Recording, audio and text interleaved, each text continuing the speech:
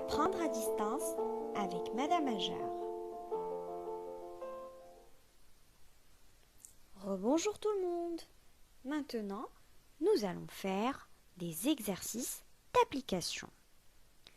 Et pour cela, vous devez prendre votre livre de lecture Millefeuille et l'ouvrir à la page 185.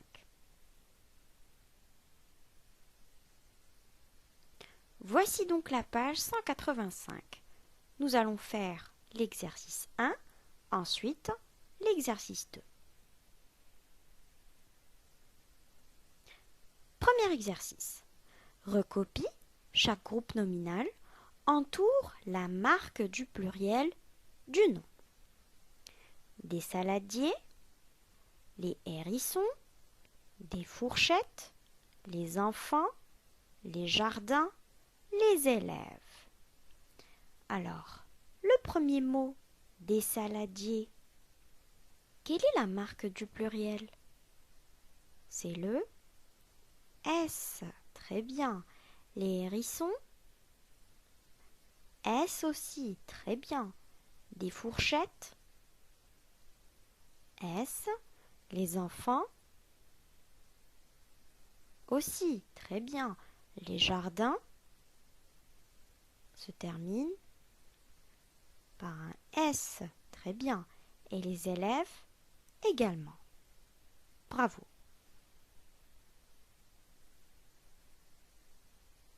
Deuxième exercice. Réécris chaque groupe nominal au pluriel. Un verre, une cabane, la voiture, le danseur, la chanteuse, la glace.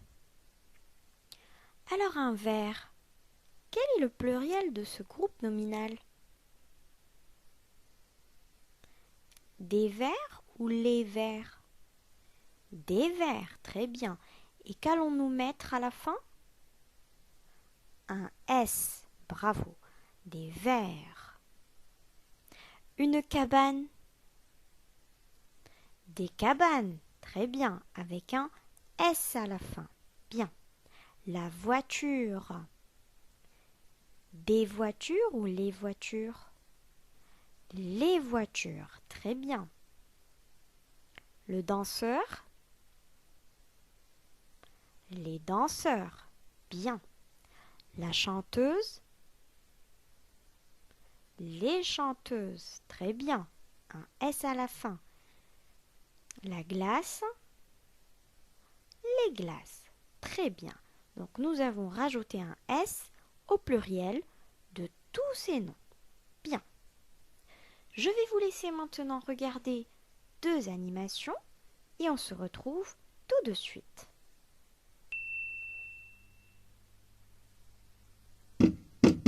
Tiens, revoilà la porte. Tu veux dire les portes?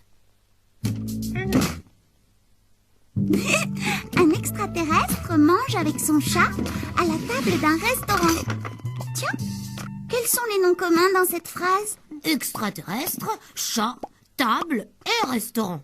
On les reconnaît grâce aux déterminants qui sont devant. Il n'empêche, c'est absurde. Les extraterrestres ne mangent pas avec des chats aux tables des restaurants. Où veux-tu en venir? Tu ne remarques rien sur les noms communs?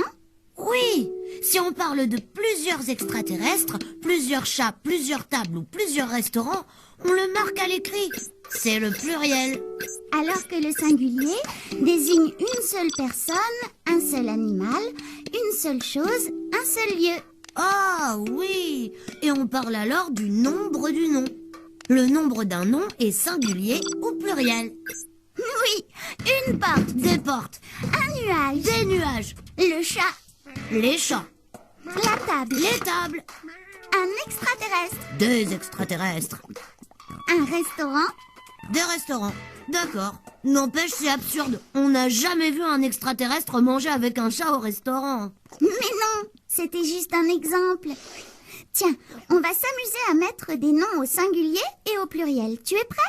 Si je dis, le facteur distribue des lettres, le boulanger vend des croissants. À toi. Tu dois mettre les noms singuliers au pluriel et les noms pluriels au singulier. C'est rigolo. Voyons, les facteurs distribuent une lettre. Les boulangers vendent un croissant. J'ai compris. Pour écrire un nom singulier au pluriel, on lui ajoute le plus souvent un S. Il y a des exceptions, mais on voit ça la prochaine fois. J'ai trop faim.